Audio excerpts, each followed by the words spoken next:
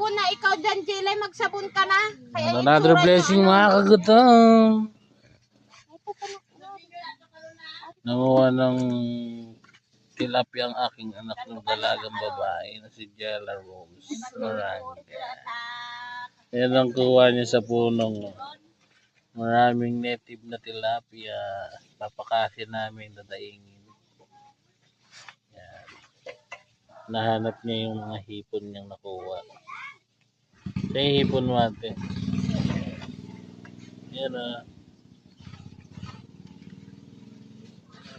May mga pirasong hipon na malalaki.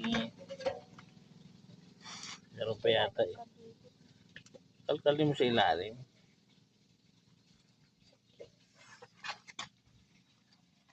Sagana sa isda ngayon ah. Ayan ah. Hipon na naman. Tingin.